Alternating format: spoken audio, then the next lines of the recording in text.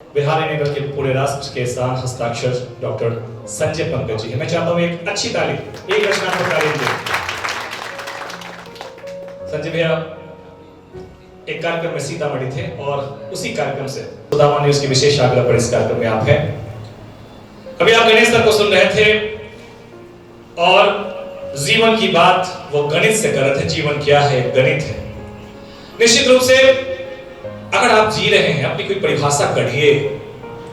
अगर आपकी अपनी कोई व्यक्तिगत परिभाषा नहीं है तो जीता तो हर कोई है, जी तो हर कोई लेता है, मगर आपके व्यक्तित्व से कोई प्रभावित होकर कोई प्रेरणा ग्रहण करता हो। जीना है तो पूरा जीना, कि जीना है तो पूरा जीना, मरना है तो पूरा मरना। बहुत कठिन है इस दुनिया में आधा जीना आधा मरना। आप अपनी संपूर्णता स्वयं अपने तक ला सकते हैं, बशर्ते कि आपके अपने जीवन के कुछ मापदंड तय हो, आपके अपने सिद्धांत हो। जिन सिद्धांतों की बात अभी हमारे बाहर से आए, मुझे सुन के प्रसन्नता हो रही थी कि इस शहर की एक छात्रा है जो गोल्ड मेडलिस्ट है। मानव रचना के जब भाई बता रहे थे कि ऐसे कई नाम गिना रहे थे जो नाम भारत भर में ऐसे नाम है जो विभिन्न पदों पे हैं, जो गोल्ड मेडलिस्ट हैं, तो सुनकर फक्र हो रहा था कि ऐसे लोग हमारे बीच हैं, ऐसे लोग इस शहर में हैं। और वे प्रकृति के बीच रहकर जिस तरह से साधना करते हुए, प्रकृति का साक्षात्कार करते हुए, प्रकृति के सहचर होते हुए ज्ञान की नई नई दिशाओं में उड़ान भरते थे। इसलिए वेद की एक ऋचा है कि ज्ञान के सारे दरवाजों को खोल कर रखो। न जाने किस दरवाजे से कौन सा ज्ञान, कौन सा विचार आ जाए, और तभी विश्व भर से आए हुए ज्ञान का सम्मान करते हुए, अभिनंदन करते हुए उन्होंने वसुधैव कुटुंबकम का भाव संपूर्ण विश्व को एक परिवार मानकर प्रकट किया था। आज का यह महत्वपूर्ण आयोजन, जबकि हम शिक्षा पर संवाद करने के लिए, शिक्षा विदों का सम्मान करने के लिए, और यह पूरा का पूरा एक तरह से द पार्क के इस कक्ष में मिनी भारत उपस्थित है। कोई आसाम से, कोई देवभूमि उत्तराखंड से, कोई हरियाणा से, अलग अलग जगहों से। तो यह भारत ही है कि अलग अलग प्रांतों में अलग अलग रहन सहन, खान पान, सब में पार्थक्य होने के बावजूद कौन सा वह सूत्र है कि हम एक आत्मा हैं, हम एक हैं। यूनान में सलोमा सब मिट गए, जहाँ से कुछ बात है कि हस्ती मिटती नहीं हमारी। वह कौन सी बात है?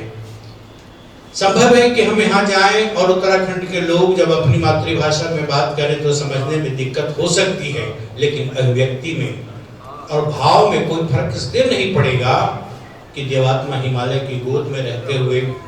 रणविजय जी आप वहीं से, नवीन जी आए किधर से? आप दिग्विजय जी उत्तराखंड से। अब दिग्विजय ही है तो क्या बात है। दिग्विजय विश्व विजेता होने का स्वप्न लेकर सिकंदर आया था। अनेक देशों के जीतने के बाद जिस देश से पराजित हुआ, जिस देश की ज्ञान संपदा ने, जिस देश के एक फकीर ने, जिस देश के एक ऋषि ने, जिस देश के एक शिक्षक ने, जिसके अहंकार को चूर चूर कर दिया था, और भारत से ही उसकी वापसी हो गई, लौट गया था और खाली हाथ लौटा था। विश्व विजेता होने का स्वप्न उसका भारत में ही आकर खंडित हो गया था और भारत से वह परास्त हो गया था। कि कुछ बात है भारत में, क्योंकि कई ऐसी घटनाएं हैं, इतिहास वाले लोग जानते होंगे। और ऐसे ही नहीं वह भारत आया था, अपने महान गुरु से आशीर्वाद लेने जब गया था तो गुरु ने कहा था भारत जा रहे हो। गुरु समझ रहा था और गुरु ने अपने योग्य जिन 3 चीजों को लाने का उन्हें संदेश दिया। बेचारा रास्ते में, याद है, रास्ते में ही मर गया, उसकी मृत्यु हो गई। लेकिन गुरु ने जिस वैभव को लाने का संदेश दिया उसमें भारत का धन नहीं था, भारत की खनिज संपदा नहीं थी, भारत का ज्ञान वैभव था, भारत की कुछ ऐसी चीजें थी। लेकिन हम अपने ज्ञान को वितरित करते हैं, हम अपने ज्ञान को गिरवी नहीं रखते हैं और पेटेंट नहीं कराते हैं। यह भारत का ज्ञान है, यह भारत का शौर्य और स्वाभिमान है। मैं आ रहा था डीएवी में, लेकिन यूं ही कोई बेवफा नहीं होता, कुछ मजबूरियां नहीं होंगी, सही समय पर मैं पहुंच जाता हूं। लेकिन आज 12 बजने का जो मुहावरा है कि 12 बज गया, ठीक 12 बजे वहां से मेरी भी मति शायद मारी गई थी। ठीक 12 बजे वहाँ से मैं निकला और रास्ते भर जिस तरह से 12 बजा, यहाँ आते आते 2 बजना तय हो गया था, जबकि हम 45 मिनट में आ जाते। तो आज समझ में आया कि 12 बजना क्या होता है। रास्ते में मैं कितना उद्विग्न हो रहा था, कितना उत्तेजित हो रहा था, कितना परेशान हो रहा था, क्योंकि समय दिया हुआ है और सबका समय महत्वपूर्ण है, सबका समय कीमती है, समय का सम्मान होना चाहिए। लेकिन कहा ना कि यूं ही कोई बेवफा नहीं होता, कुछ मजबूरियां नहीं होंगी। मैं पराधीन था, सड़क की यात्रा थी और सड़क पर एक दुर्घटना हो गई, बड़ी दुर्घटना हो गई थी। तो अपना देश कितना महान है, दुर्घटना हो जाती है, एक व्यक्ति के साथ कोई हादसा हो जाता है, लेकिन बिना जाने समझे हुए सैकड़ों उस तरह के व्यक्तियों का मार्ग अवरुद्ध कर दिया जाता है। किसी को हॉस्पिटल जाना हो सकता है, किसी के बच्चे स्कूल से लौटते रहे होंगे, किसी के माँ बाप इंतजार करते रहे होंगे, कोई नेता गुजर सकता है उस रास्ते से जिसके कारण जाम लगता है। तो बहुत तरह की बातें होती हैं, लेकिन लोग तुरंत सड़क पर उतर जाते हैं, जान माल की क्षति भी पहुंचाने लगते हैं। तो आधा से ज्यादा घंटा तो उसी समय में, और अपने देश की उसमें भी बिहार की पुलिस कितनी महान है कहने की जरूरत नहीं। हमको लगता है पुलिस का चरित्र सब जगह एक ही जैसा होता होगा। पुलिस भी विलंबित गति से आई और तब आई जब उसने पता लगा लिया कि हाँ अब जाया जा सकता है, लंबा क्यों हो गया है, तो ट्रक वाले से भी वसूलना था, भीड़ में उसको भी लाभ होता है। तो सारे दृश्यों का मैं दृष्टा बना रहा, लेकिन तनाव था यहाँ। आप तमाम लोग शिक्षा से जुड़े हुए हैं, शिक्षार्थियों के लिए, विद्यार्थियों के लिए, उनकी जीविका के लिए और उनके ज्ञान के संवर्धन के लिए आप लोग अलग अलग विश्वविद्यालयों से जुड़कर, शिक्षा संस्थानों से जुड़कर जो काम कर रहे हैं वह महनीय काम है। क्योंकि शिक्षा दान करना, शिक्षा के क्षेत्र में काम करना एक मनुष्य का केवल अर्थोपार्जन के लिए उसे तैयार नहीं करते हैं, आप एक मनुष्य का भी निर्माण करते हैं। रहिए अगर जहां में कोई इंसान के सामने से, वरना कपन उठाइए उठिए जहां से। इस धरती पर मनुष्य दुर्लभ होता चला जा रहा है। शिक्षा ही एक ऐसा क्षेत्र है कि आप संस्कार संस्कृति भरकर किसी भी अनगढ़ चरित्र को चरित्रवान बना सकते हैं और उसे सही अर्थ में आप एक मनुष्य बना सकते हैं। मंच पर डीपीएस की प्राचार्य डॉक्टर गीता परासर हैं, डीपीएस की प्राचार्य हैं, शिक्षाविद हैं, समाज सेविका हैं, और जहाँ कहीं भी समाज के किसी भी तबके को किसी तरह का सहयोग अपेक्षित होता है उसके लिए वहाँ सहर्षा पहुँचती हैं, पूरी संवेदना के साथ, पूरी मानवीयता के साथ। और ईश्वर अगर संपन्नता दे तो विपन्न लोगों का अभिनंदन होना चाहिए, विपन्न लोगों का सम्मान होना चाहिए। लेकिन अपने देश में भी आए दिन इतने संपन्न होते चले जा रहे हैं कि एक अपार्टमेंट के बाद, हमारे यहाँ एक बड़े धनाढ्य है मुजफ्फरपुर शहर में, उनके बड़ा भवन है, काफी कमरे हैं। हमने पूछा कि रात भर सर अलग अलग कमरों में 5-5 मिनट एक बिछावन पर सोते हैं, ये किस तरह की बात हुई? हम इतने कमरे क्यों आपने बनवा लिए? एक ही बिछावन पर उनके घर में भी जाइएगा तो अलग अलग इतना बिछावन है और इतना अत्याधुनिक फर्नीचर सब है। हमने कहा कि सब पर सो लेते हैं, तो ना बहुत कमरा में तो गए, तो फिर क्या जरूरत है कमरा के? यहाँ बहुत ऐसे लोग हैं जिनके पास रहने के लिए घर नहीं है, एक कमरा उठाकर उसी को दे दीजिए कि इसी में रहे, नहीं तो अलाउ कर दीजिए, जो आप लोग कीजिएगा नहीं। एक व्यक्ति डूब रहा था, काफी लोग थे, इस मंच के सारे लोग रहे होंगे, आपके बीच से भी लोग रहे होंगे, बेचारा डूब रहा था, जितनी बार उपलाता था बचाओ बचाओ की आवाज लगाता था। किनारे पर खड़े लोग लगातार कह रहे थे कि हाथ दो हाथ दो हाथ दो, जैसे ही हाथ निकलता था हाथ दो, फिर नीचे चला जाता था। काफी देर तक लोग परेशान रहे, बार बार निकले, बार बार बचाओ आवाज दे, बार बार लोग तट पर खड़े लोग लपक कर कह रहे थे कि हाथ दो। इसी बीच एक बैंक का अधिकारी जा रहा था, कहा कि क्या हो रहा, आप लोग तमाशा देख रहे हैं, आदमी डूब रहा है। लेकिन ये कौन आदमी? कहा कि हमारे शहर का सबसे संपन्न सेठ है जो डूब रहा है। कहा कि फलना है, अच्छा सेठ है, उसका चरित्र समझ गया। और जैसे ही फिर एक बार उपराया और कहा बचाओ बचाओ, उस आदमी ने कहा कि हाथ लो हाथ लो। जहां पहले सब लोग कह रहे थे कि हाथ दो, हाथ भीतर चला जाता था, और जैसे ही कहा कि हाथ लो, उसने लपक कर हाथ पकड़ लिया, आदमी को बचा लिया गया। सबको बड़ा आश्चर्य हुआ कि इतना चमत्कार कैसे हो गया? कहा कि हमारे शहर का सबसे बड़ा सेठ है, सबसे बड़ा संपन्न है, लेकिन भारी कंजूस है, जीवन भर लेता रहा, दिया तो कभी नहीं। इसलिए जैसे ही कान में आवाज आती थी कि हाथ दो, तो दे कैसे दे? और किसी ने कहा कि लो, हाथ लो, तुरंत पकड़ लिया कि हाँ भी लेने का ही मामला है, देने का मामला नहीं है।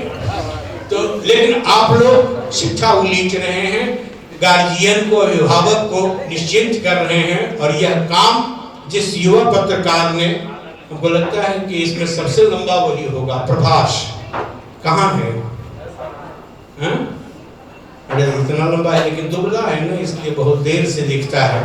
ढूंढते ढूंढते एक पतली रेखा को ढूंढ, चाहे जितनी लंबी रहे, लेकिन उसी जगह गोलार्ध खींच दीजिए तो उस पर बहुत जल्दी। तो जिनकी काया गणेश जी जैसी है, इनको ढूंढने में परेशानी नहीं होगी, लेकिन लंबा होने के बावजूद जो प्रभास जैसा है, आभास देगा कि प्रभास कहीं है अपने पूरे लंबे कद के साथ। लेकिन गणेशी काया के साथ सचमुच गणेश प्रसाद जी एक शिक्षाविद, संस्कार भारती के लिए समर्पित और लगातार शिक्षा के क्षेत्र में काम करते रहे हैं। आज मंचासीन हैं आप, आपका स्वागत, अभिनंदन।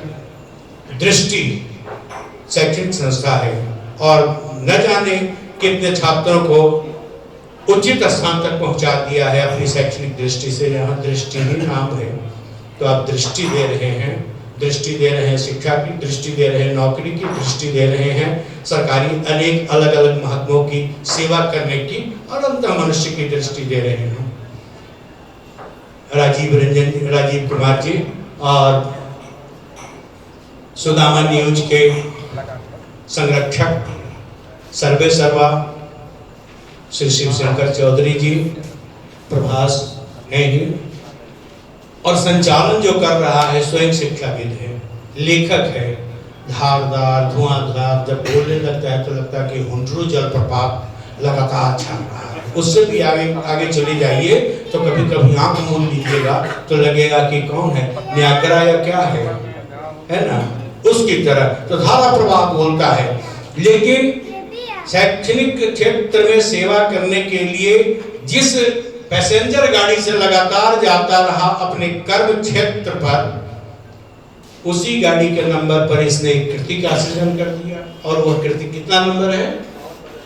5215 से चकिया किताब का नाम है। 5215 गाड़ी का नंबर है और उससे लगातार चकिया जाता था। बढ़िया नंबर दे दिया ना। जैसे आजकल साहित्य में शीर्षक बड़ा अच्छा दिया जाता है, बम संकट टन गणेश, एक उपन्यास है बम संकट टन गणेश। अब उसके आकर्षण में लोग चले जाते हैं। तो उसी तरह से नवीन का कौन संस्थान है? कौन सा कॉलेज? अब कोई किसी गांव का नाम रख दिया जाए, बैठे रहिए, अब वहां आदमी तो परेशान हो जाए। अब जाए कहे कि कौन सा गांव, बैठे रहिए, बेचारा बैठ जाएगा। अगर भोला भाला सज्जन होगा तो सुबह से हो गई शाम तुझको अल्लाह रखे करता रहेगा, लेकिन उठने का नाम कोई ले ले, भाई कौन सा गांव, बैठे रहिए, बैठ से जाइए। अब लगातार बैठा ही रहेगा, उसको भगवान ही उठाएगा जिस दिन, उसी दिन उठेगा। तो ये कौन सा है? और ठीक ही लोग ढूंढता है, लेकिन बढ़िया नाम है, आकर्षक नाम। इस तरह का नाम देने का तो कहीं न कहीं से लोगों को आकर्षित कीजिए, क्योंकि अब सब कुछ बाजार में है। बाजार तब भी था, बाजार के अपने खतरे भी होते हैं, बाजार का अपना डिमांड भी होता है, बाजार का अपना गणित भी होता है, बाजार का अपना साहित्य भी होता है। लेकिन बाजार की जो बड़ी उपयोगिता होती है, उस उपयोगिता को नकारा नहीं जा सकता है। इसलिए आज विश्व एक बाजार की तरह हो गया है। तब भी था, पहले भी था। बाजार जिस दौर में सभ्यता का शुभारंभ हुआ होगा, हम सभ्य होते चले गए होंगे, पशु से हम धीरे धीरे धीरे धीरे धीरे सभ्यता के नाम पर, लेकिन वहीं से शोषण का शुभारंभ हो जाता है। हमने अपने ढंग से नदियों को मोड़ना शुरू किया, हमने पहाड़ को काटना शुरू किया, हमने जंगल को नष्ट करना शुरू किया, इतना नष्ट किया, सभ्यता के स्तर पर हम विकसित होते चले गए, लेकिन मानवीयता के स्तर पर हम प्रकृति विरोधी होते चले गए। प्रकृति का दोहन शोषण करके आज हम आत्महत्या स्थिति में हैं। पहले जहां कहा जाता था कि एक सेव खाइए डॉक्टर भगाइए, अब एक सेव खाइए 33 रोग लाइए, क्योंकि बचपन से लेकर पूर्ण विकसित होते होते तक इतना केमिकल डाला जाता है और अंत में उससे भी संतोष नहीं होता है तो व्यापारिक कौशल में उस पर लेमिनेशन चढ़ा दिया जाता है। और आप ही लोग कहते हैं, डॉक्टर कहते हैं कि पूरा का पूरा गुण सेव का उसकी त्वचा में है, उसके छिलके में है। छिलके को मत फेंकिए, छिलके को खाइए तो लेमिनेशन खाइए, जो आपकी आंख में न जाने कितने रोग पैदा करे। खैर ये सब चलता रहेगा। जेरे गर्दो उम्र अपनी दिन ब दिन कटती गई, जिस कदर बढ़ते गए हम जिंदगी घटती गई। सच तो यह है कि विकास के रास्ते से ही विनाश भी आहिस्ते आहिस्ते अपना मार्ग प्रशस्त कर लेता है। इसलिए आप लोग बच्चे जाए, बच्चे पढ़े, आप लोग भी ईमानदारी से पढ़ा रहे खूब, लेकिन उद्देश्य भारत को एक सुयोग्य नागरिक, भारत को एक शिक्षित छात्र, भारत को एक सुंदर भविष्य देने का हमारा संकल्प होना चाहिए। केवल हम मुद्रा मोचन ही करें तो मुद्रा मोचन का भी मामला अपनी जगह ठीक है। जब बाबा तुलसीदास हनुमान चालीसा में लिख देते हैं कि राम दुआरे तुम रखवारे होत न आज्ञा बिन पैसा है, बिना माल का तो हनुमान भी नहीं प्रवेश करने देता है राम जी के द्वार पर। जैसे किसी दफ्तर में जाइए तो बड़ा बाबू का जो छोटा चपरासी है तो हे राम दुआरे तुम रखवारे हो तो ना आज्ञा बिन पैसा, तो अंततः पैसे का मामला है। पैसा जीवन के लिए अनिवार्य है, लेकिन जीवन मात्र पैसों के लिए नहीं होता है। इस बात का ध्यान रखते हुए हम, चाहे मीडिया जगत हो, चाहे शिक्षा जगत हो, चाहे हमारा समाज हो और ज्ञान धाराएं विभिन्न हो, लेकिन हमारी मनुष्यता, हमारी भारतीयता, हमारी समृद्ध परंपरा हमसे कहीं टूटे नहीं। हम खूब पैसा कमाएं, हे जन अर्जन से मुंह न मोड़, मिल सके जहां जितना न छोड़, घर भर ले सब कुछ जोड़ जोड़, पर यह तो कह किस हेतु है, बहुजन हिताय बहुजन सुखाय। हम सब लोगों के सुख के लिए, सब लोगों के हित के लिए हम काम करते रहेंगे और आप लोग कर रहे हैं। शिक्षा का मार्ग प्रशस्त करना एक बहुत बड़ा अभियान होता है और उस अभियान में आप लगे हुए हैं। और इस अभियान को संयोजित करते हुए मुजफ्फरपुर के इस स्थल पर विकट समय है, या तो खूब बरसात हो रही है, नहीं तो इधर कई दिनों से सूरज का जो कोप उतर रहा है, लग रहा है कि हम लोग भी पुतिन महाराज को झेल रहे हैं और हम यूक्रेन के वासी हो गए हैं। इतना एटॉमिक पावर लेकर सूरज अपना ताप बिखेर रहा है कि रात में अगर एसी है तब तो ठीक है, एसी नहीं है तो फिर दुर्दशा है। मैं बस लगातार फैन चलाता रहता हूँ और पसीने से तरबतर रहता हूँ। डॉक्टर राजीव कुमार जी को जाना है और जाना है दिल्ली। इस मुल्क हिंदुस्तान के दिल्ली गए सब रास्ते, कोई चमन न चमन रहा खिलते सुमन के वास्ते। सब दिल्ली ही जाना चाहते हैं, इनको भी दिल्ली जाना है, फ्लाइट से जाना है, शिक्षा भी जब दिल्ली जाता है। लेकिन टीवी के टावर से देखा मैंने अपना देश, देखी केवल दिल्ली, गायब पूरा देश, जय जय राम जी। केवल दिल्ली दिखाई पड़ती है। जब भी आप दिल्ली का चैनल खोलिए तो दिल्ली का खलीफा पत्रकार सब डिबेट कर रहा है। लगता है कि अब तब में घमासान हो गया, तो वह तो प्रायोजित रहता है। लेकिन हमारे आपके जैसे भावुक और सेंटिमेंटल लोगों को इतना परेशान कर देता है कि हम लड़ पड़ते हैं, कभी सतीश साथी से, कभी प्रभास से, हम बढ़ते चले जाते हैं और ये लोग तो प्रायोजित रहते हैं। पहली बार जब मैं किसी डिबेट में एक चैनल में गया था तो मैं बड़ा भद्र की तरह बोल रहा था, बहुत सज्जन की तरह, जितना हो सकता है उस तरह से बोल रहा था। काट दिया। पत्रकार ने कहा कि सर ऐसे काम नहीं चलेगा, थोड़ा गरमाइए। कैसे गरमा दें? तो ना थोड़ा उत्तेजित होइए।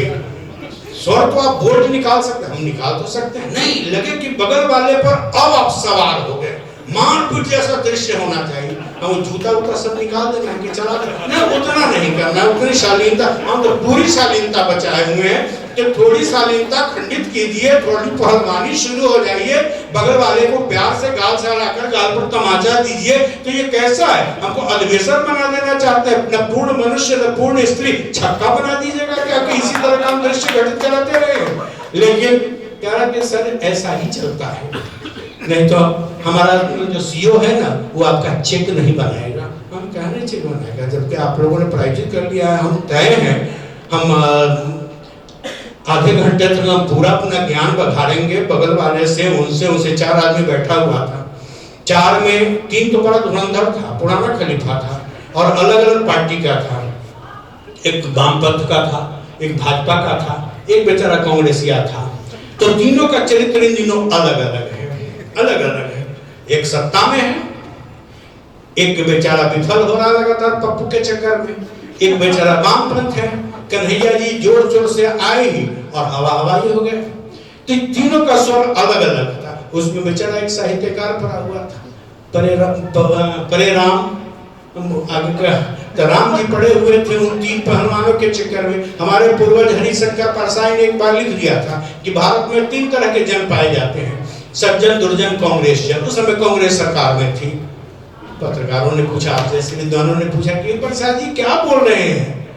तो कहा कि इसमें बोलने जैसा कुछ नहीं है, समझने का मामला है। कहा कि क्या?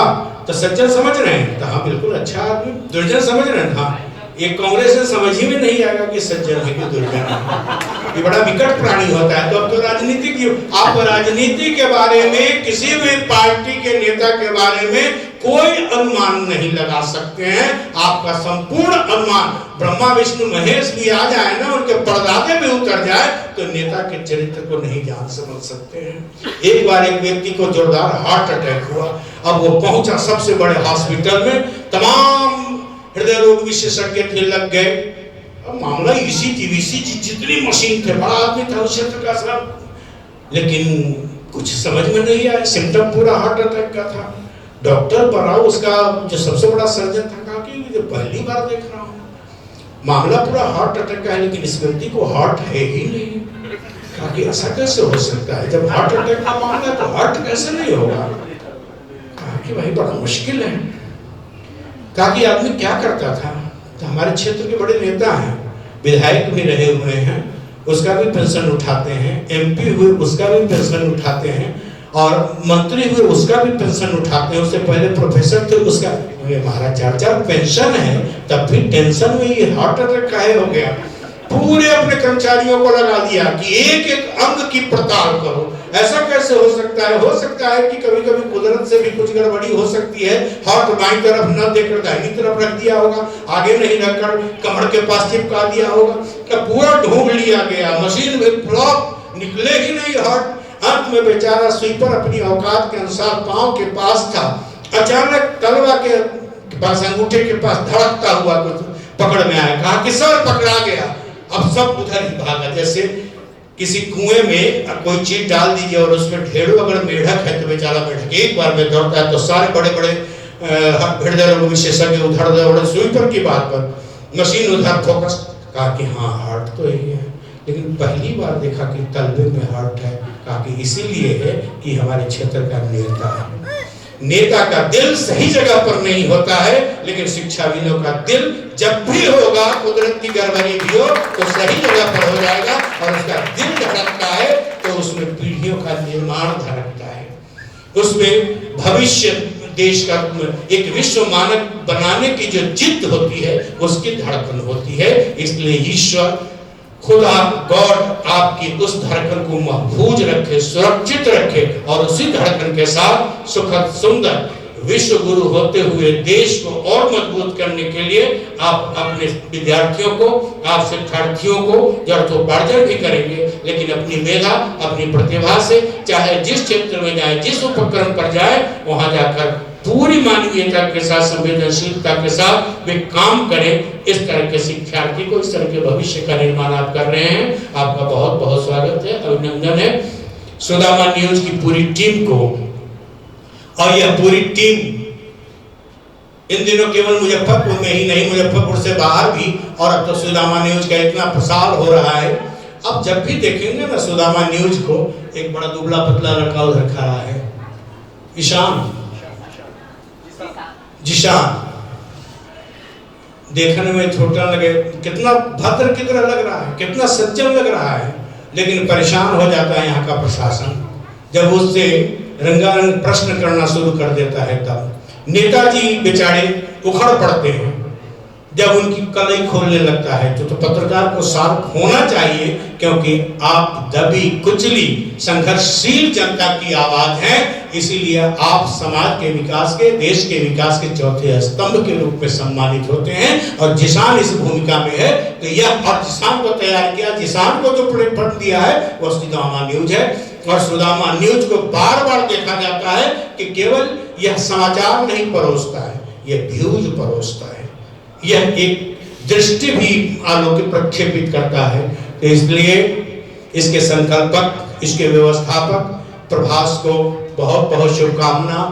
जिशान को बहुत बहुत धन्यवाद कि आप इस शहर में बहुत तेजी से तमाम महकमों के बीच, चाहे शिक्षाविद हो, चाहे कुलपति हो, और कुलपति की भूमिका ज्यादा कुलनाशक की भूमिका हो रही है इन दिनों में।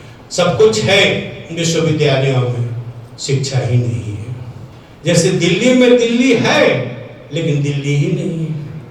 जिसे हस्तिनापुर कभी कहते थे, जिसे राजधानी का चरित्र कहते हैं, तो उसमें जो दिखता है, संसद दिखेगा, यह दिखेगा, यह पहलवान, वह पहलवान, यह पहलवान, संसद का महान दृश्य, धन वाले भिखमंगे देखे, कपड़े पहने नंगे देखे, आदमी जैसे बंदर देखे, सब संसद के अंदर देखे। जब पहलवानी करता है और उनकी खलीफाई जब देखिएगा और आस्तीन समेटते हुए जिस तरह से नेता एक दूसरे पर टूटते हैं, उस समय हम लोग सोचने लगते हैं कि डार्विन ने ठीक कहा है कि हम लोगों का पूर्वज बंदर रहा हुआ, जबकि भारत ऐसा नहीं कहता है।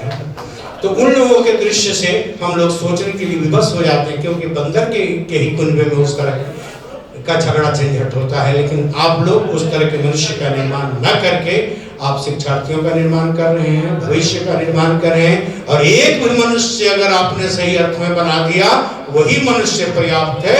हो सकता है कि आप लोगों की संस्था से कोई विवेकानंद निकले और विश्व धर्म संसद में जाकर संपूर्ण विश्व का चूल हिला दे। यह आप लोग कर सकते हैं, कोई नेता नहीं कर सकता है। इसलिए आप लोग जितना बड़ा काम कर रहे हैं, आप ब्रह्मा की भूमिका में, क्योंकि आप गढ़ते हैं, अनगढ़ को एक स्वरूप देकर काम कर रहे हैं। और ऐसे ही अनगढ़ को एक स्वरूप देने वाले शिक्षाविद मंच पर उपस्थित हैं।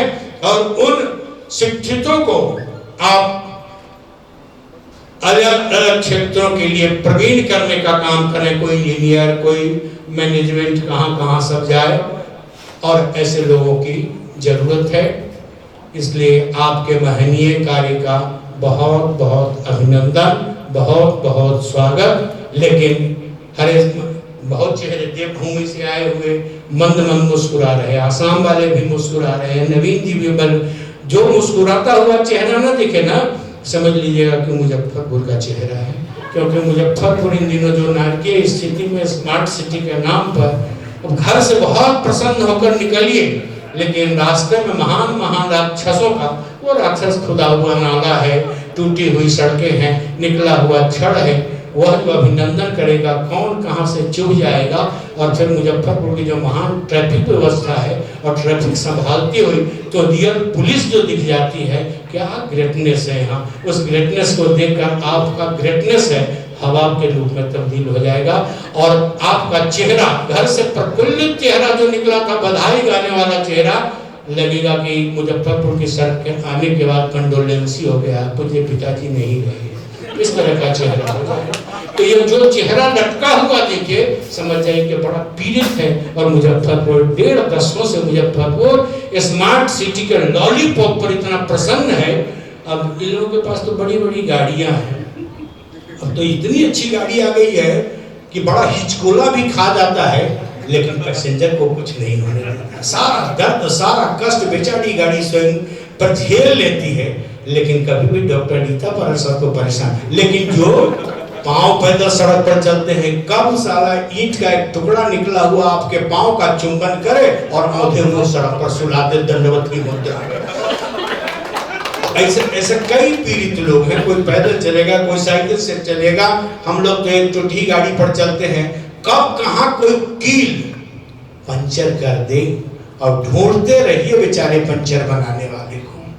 तो वह होता है। और इन लोगों के पास इतनी गाड़ियां हैं, कई गाड़ियां होती हैं। एक गाड़ी अगर गड़बड़ हो गई धोखे से, तुरंत फोन करते हैं, फलना आ जाओ, फलना। तो आपकी अमीरी, आपकी सुविधा बनी रहे, शुभकामना है।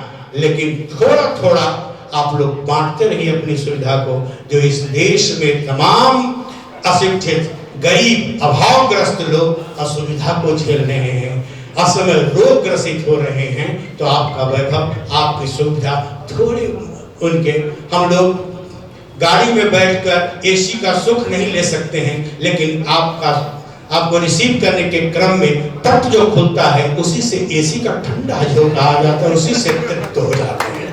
तो इतनी तृप्ति की गुंजाइश रहनी चाहिए। होंगे राजे राजकुंवर हम बिगड़े दिल शहजादे, हम सिंहासन पर जा बैठे जब जब करें इरादे। तो हम लोग तो डायरेक्ट सिंहासन पर नहीं बैठ लेते हैं, लेकिन जब इधर उधर चले जाते हैं तो देखते हैं कि सिंहासन का सुख कैसा होता है। और जब कभी बैठने का हमने प्रयास किया है, बैठा, तो लगता है वही दरिद्र नारायण कहानी आपने पढ़ी होगी, सिंहासन का सुख नहीं होता है। सिंहासन की जवाबदेही होती है, सिंहासन की अपनी मर्यादा होती है, सिंहासन एक कमिटमेंट होता है आम आदमी के लिए, जनता के लिए, समाज के लिए, परंपरा के लिए, वर्तमान के लिए, भविष्य के लिए। ये इसलिए तमाम सुविधाएं आपकी अपनी सुविधा नहीं है, उन सुविधाओं का उपभोग करते हुए आप अपने परिवेश को सुविधाजनक बनाएं, यह कोशिश हमारी होनी चाहिए। इन्हीं शब्दों के साथ सुदामा न्यूज के परिवार को, सतीश साथी को और हमारे दूर दूर से आए हुए शिक्षा के क्षेत्र में विशिष्टतम, महत्वपूर्ण, महत्तम कार्य करते हुए, और आपकी मुस्कुराहट ऐसी ही बनी रहे, सलीके से हवाओं में यूं खुशबू सी घोल देते हैं।